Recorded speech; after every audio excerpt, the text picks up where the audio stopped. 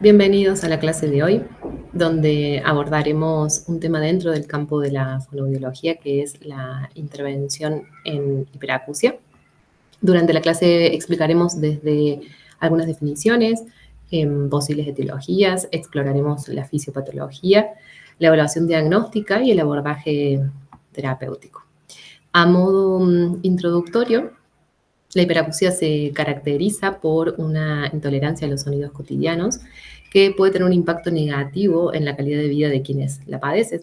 Entonces, este trastorno no solo va a afectar a la percepción auditiva, sino que también va a influir en el bienestar emocional y funcional de las personas. Entonces, muchas veces cuando se utiliza este término, se suele pensar, o a veces tenemos la idea, que es escuchar más de lo que se debe, ¿no? Pero no tiene que ver con esto, no es tener una audición por debajo del 0 decibel en un audiograma, sino que las personas que presentan hiperacusia tienen una reducción del umbral de tolerancia en general de los sonidos ambientales. Digamos que su umbral se encuentra en un parámetro inusual, y aquellos sonidos que para nosotros pueden ser normales, para las personas que tienen hiperacusia pueden ser demasiado intolerantes. En relación a las definiciones, si buscamos la hiperacusia o este término dentro de la Clasificación Internacional de Enfermedades en la CIE, verán que lo vamos a encontrar codificado con estas siglas, con AB7Y. En esta clasificación, la hiperacusia se incluye dentro de la categoría de otros trastornos del oído especificados, no clasificados en otra parte. Entonces, no podemos encontrar, digamos, la definición como tal de hiperacusia en esta clasificación. Ahora bien, si nos remontamos a la literatura, podemos comenzar mencionando a Vermont, que define la hiperacusia como una tolerancia reducida a los sonidos cotidianos. ¿Sí? Y en una línea similar, Rice va a ampliar un poquito esta definición al describir la hiperacusia como la reducción del umbral de tolerancia a los sonidos ambientales o como una respuesta exagerada o inapropiada a sonidos que no son molestos para una población sana. ¿Sí? Entonces, esto nos va a sugerir que las personas que tienen hiperacusia no solo tienen un umbral de tolerancia disminuido, sino que responden de una manera desproporcionada a sonidos que generalmente pasan desapercibidos para la población en general. La hiperacusia es entonces una alteración en el proceso de la amplificación del sonido, por el cual se produce un descenso del umbral de disconfort o el umbral de tolerancia a los ruidos ambientales.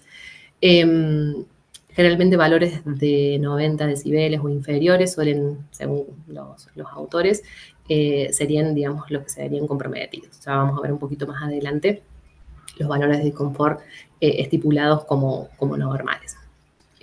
Ahora bien, no debemos confundir a la hiperacusia con estos términos que vemos en pantalla, con la misofonía, que estaría definida como esta actitud negativa al sonido, la fonofobia, por otro lado, que sería el miedo al sonido, o el reclutamiento, que lo vamos a entender como un fenómeno puramente coclear.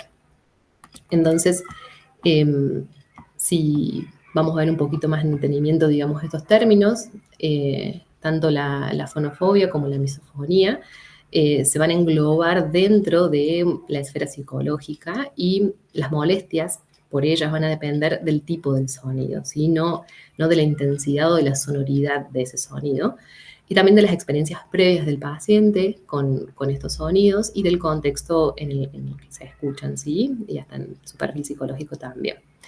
Estas serían reacciones como resultado de una activación anormal de tanto el sistema límbico como el sistema autónomo, donde no existe un incremento anormal en la actividad del sistema auditivo por sí.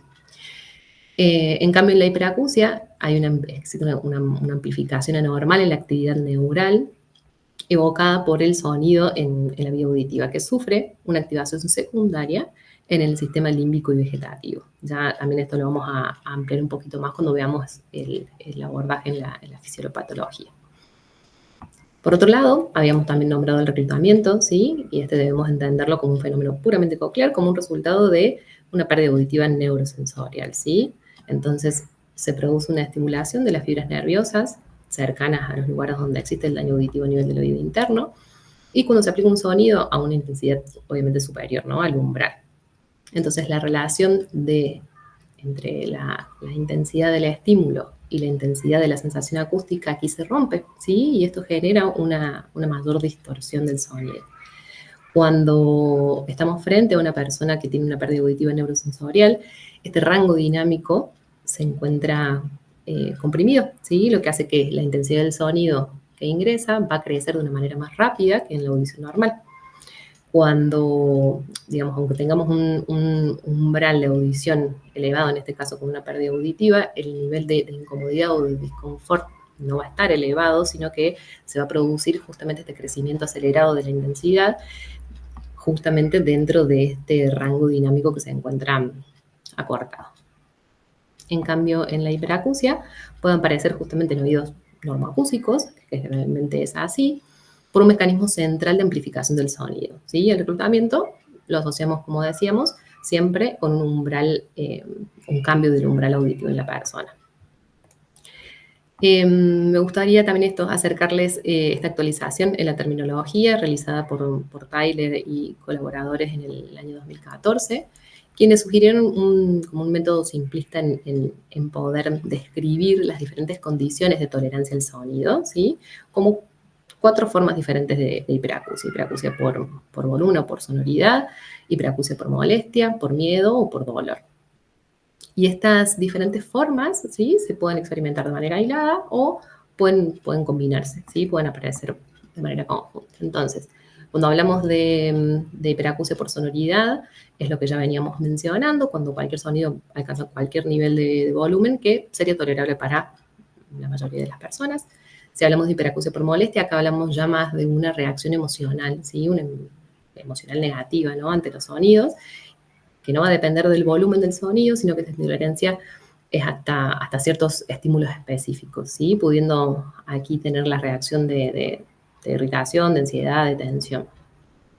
Cuando definen a la hiperacusia por miedo, aquí ya es una respuesta aversiva a los sonidos que provocan justamente como una reacción anticipatoria, ¿sí? O un comportamiento de evitación. Entonces son estas personas que por miedo no van a ir a ciertos lugares, ¿sí? Toman como medidas de precaución, ¿no? Para poder evitar esas situaciones sabiendo que pueden generar esta sensación de miedo. Y en cuanto a la hiperacusia por dolor, aquí se refiere justamente a aquellas personas que manifiestan molestia ya a nivel como de dolor, como una molestia física, ¿sí? Un dolor punzante en el oído o hasta en la cabeza, ¿sí? Pero en este caso no está muy claro si el dolor refleja una disminución en el umbral normal, digamos, de dolor de la persona, o si se trata de algún otro proceso o otro mecanismo diferente. Entonces, lo que quiero que quede claro, entonces, que la hiperacusia va a ser la disminución de esa tolerancia al sonido, que va a tener un impacto negativo en la vida de las personas y por eso tenemos que intentar poder ayudarlas a través del abordaje terapéutico, que también ya vamos a ver.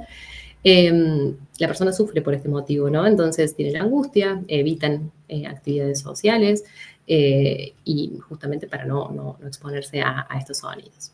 Estas personas van a percibir los sonidos de manera incómoda y generalmente esta sensación de incomodidad se manifiesta de manera bilateral en ambos oídos. Aquí podemos observar en la pantalla, ¿sí? Ahí en el audiograma, cuáles van a ser los límites normales definidos para sujetos con audición normal, ¿sí?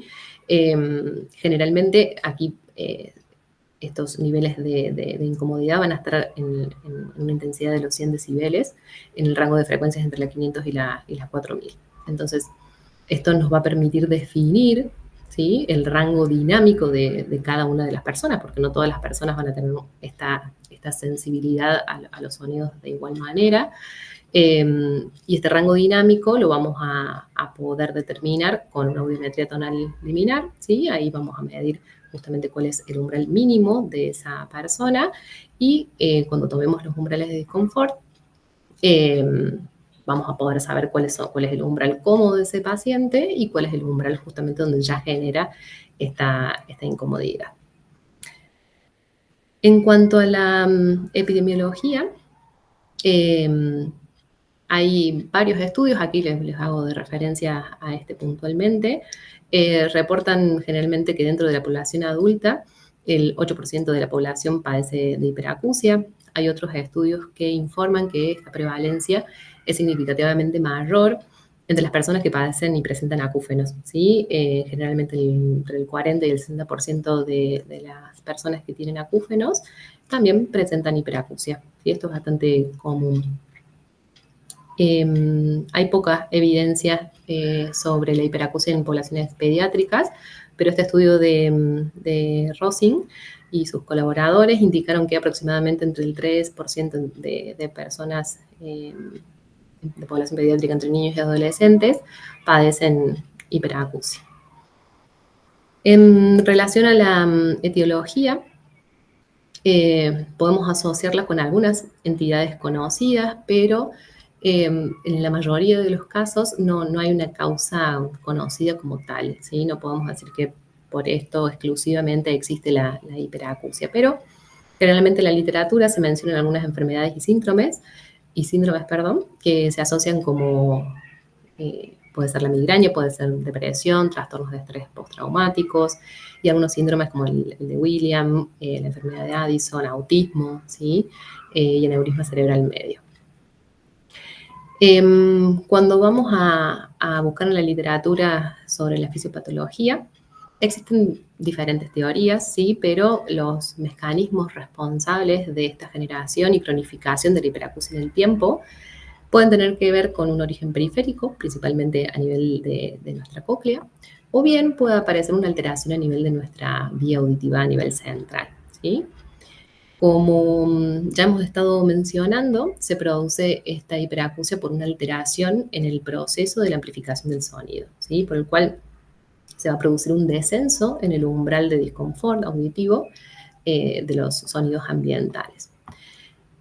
Dentro de las teorías centrales, ¿sí? Tenemos por un lado alteraciones en la secreción de la serotonina, ¿sí? Este es un neurotransmisor clave, ¿no? En la regulación de diferentes funciones cerebrales, también incluidas dentro de la percepción auditiva, que ocasionarían alteraciones en la modulación de la señal y de este significado del sonido. Entonces, cuando hay un desequilibrio en estos niveles de serotonina, ya sea porque hay una secreción deficiente o hay una exacerbación, digamos, de este neurotransmisor, la capacidad del cerebro para poder modular y procesar las señales auditivas se puede ver comprometida, alterando de esta manera la forma en que se perciben y se procesan los sonidos, haciendo que los estímulos auditivos normales sean interpretados de manera exagerada o de manera incómoda a nivel central.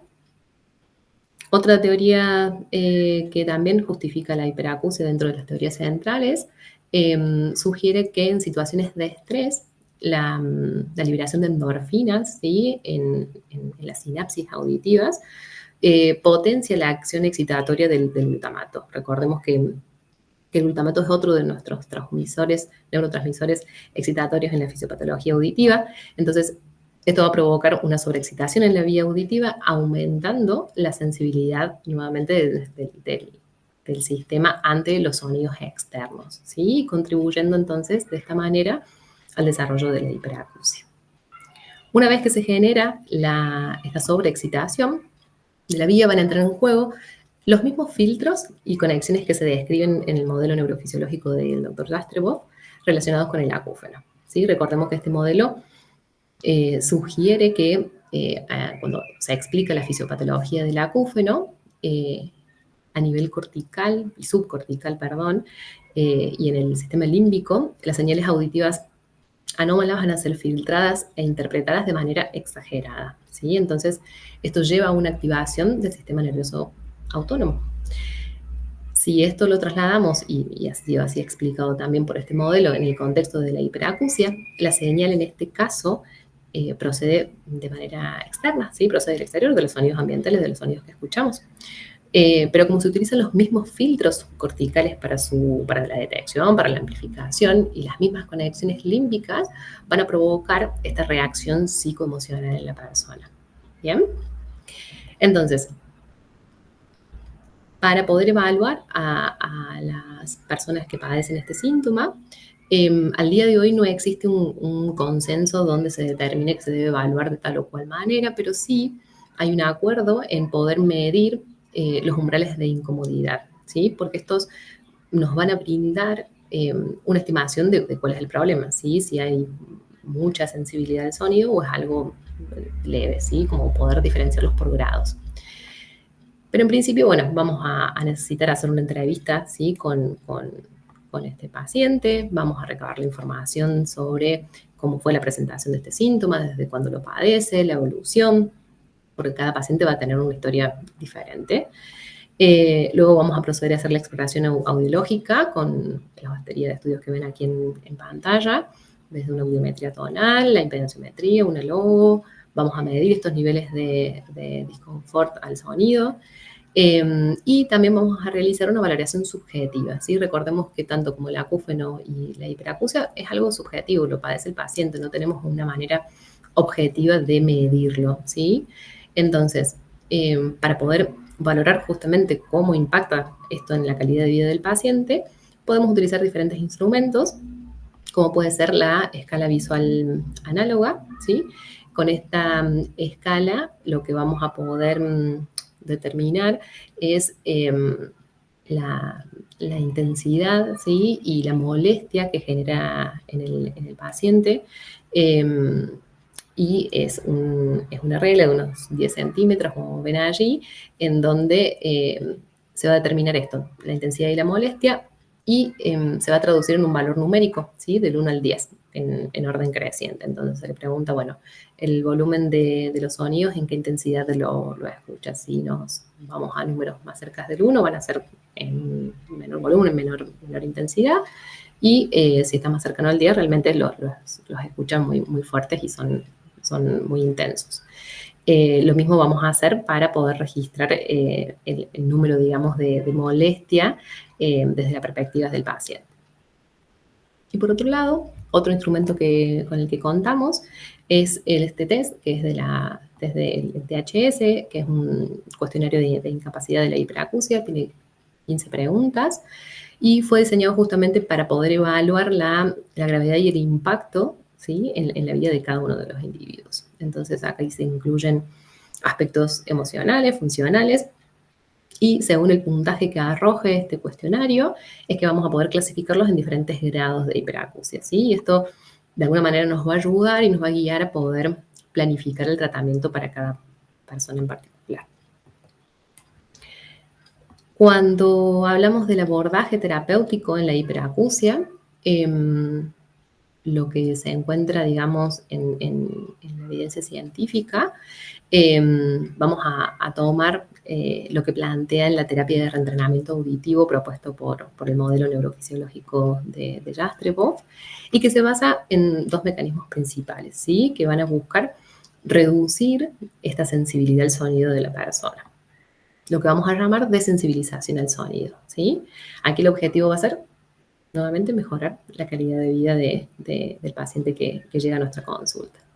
Entonces, por un lado, vamos a brindar información al paciente, ¿sí? Aquí vamos a realizar el asesoramiento, o que sería el counseling de este modelo. Y aquí es muy importante explicar cómo y por qué se desarrolla este síntoma, ¿sí? Con esta explicación se busca reducir el malestar que ha asociado el paciente con este síntoma. Cuando uno comprende la causa y los mecanismos detrás de lo que está sucediendo, de esta sensibilidad a los sonidos, vamos a ayudar a aliviar y a romper con esta connotación negativa con la que se fueron asociando. Entonces, recordemos en este punto que cuando un sonido no tiene importancia para el paciente, no va a alcanzar los centros superiores, ¿sí? De nuestra corteza, y no se involucra el sistema límbico y el sistema autónomo, ¿sí? Pero en los casos de hiperacusia, como también sucede en el acúfeno, estas conexiones sí suceden, ¿sí? Entonces, aquí el asesoramiento va a permitir que el paciente pueda enfrentar esta condición con una perspectiva más informada, y quizás podamos reducir la angustia que esto le provoca, ¿sí? Luego tenemos que desensibilizar ese sistema, ¿sí? Entonces, lo que vamos a recomendar en principio es evitar el uso excesivo de protectores auditivos. ¿Sí? Hay muchos pacientes que utilizan desde algodón hasta protectores personalizados o auriculares de copa para poder sentir que están protegidos de los sonidos del entorno, pero esto no es contraproducente, ¿sí? Esto puede provocar una mayor sensibilidad al sonido, ¿sí? Esto es lo que queremos evitar de alguna manera. Entonces, esa va a ser una primera sugerencia si es que esto lo está utilizando el paciente. Entonces, según el principio de desensibilización, el sistema auditivo se va a hacer más resistente a los sonidos más fuertes al poder introducir de manera gradual un sonido cada vez con mayor intensidad. Entonces, ¿qué vamos a utilizar? Dispositivos generadores de sonido, ya sea ruido blanco, ruido rosa o sonidos ambientales. Generalmente se sugiere comenzar con 1 hora y media de uso de estos sonidos, con la indicación de que sea campo libre, ¿sí? Con un parlante, no con auriculares. Y que se ubique más o menos ese sonido, digamos, y ese generador de ruido a 1 metro dentro del radio de la persona, donde vaya a estar haciendo la terapia. No es necesario de que esté haciendo la terapia exclusivamente quedarse sentado y escuchar el ruido, sino puede estar haciendo cualquier actividad de su vida cotidiana mientras estés expuesto a esta terapia sonora. Durante el proceso, entonces, los pacientes van a iniciar con niveles de sonido bajos, o la consigna que se les da al paciente es que comiencen con un volumen que sea tolerable, y la idea es que día a día o semana a semana se vaya aumentando progresivamente la intensidad con el objetivo de sensibilizar el sistema, ¿sí? Auditivo, ayudando de esta manera al paciente a alcanzar un nivel de tolerancia al sonido comparable, ¿no? con el de la población en general. También dentro de este protocolo se va a realizar un seguimiento del paciente, donde vamos a continuar con el asesoramiento por si surgen dudas, vamos a verificar cómo viene utilizando estos generadores de sonido, y si fuera necesario vamos a aplicar allí alguna modificación en la terapia. Y esto, ¿no? Vamos a ir chequeando y haciendo el feedback con el paciente para ver cómo se va sintiendo. Vamos a seguir aplicando en estos casos la escala EVA y el THS para ver de alguna manera subjetivamente cómo va evolucionando, ¿no? en la terapia. Que de alguna forma también a veces el paciente nos comenta y nos dice, bueno, la verdad que no siento una mejoría en mi adaptación y en mi desensibilización, pero cuando uno muestra los cuestionarios del inicio y durante el seguimiento, uno puede mostrar y decir, bueno, comenzaste de esta forma, con estos grados de hipersensibilidad, y hoy nos encontramos en este otro lugar, ¿sí? Fueron reportados por la misma persona. Y a modo de conclusión, ¿no? Recordemos que nuestra intervención fonoaudiológica en la hiperacusia no solo va a buscar reducir la sensibilidad auditiva, ¿sí? Sino que también vamos a mejorar la calidad de vida de las personas que la padecen a través de estas estrategias de asesoramiento, de la desensibilización gradual, del uso de esta terapia sonora. Podemos ayudar a las personas a que se sientan con mayor confianza, ¿sí? en los diferentes sonoros auditivos en los que se encuentran expuestos. Aquí les dejo referencia de la bibliografía utilizada. También hemos dejado en la mediateca del aula virtual referencias bibliográficas para que puedan profundizar sobre este tema. Espero que se haya entendido los conceptos dados en la clase, y si surgiera alguna duda respecto a lo que se pudo escuchar y visualizar durante la presentación, les dejo mi correo para que puedan realizar alguna consulta.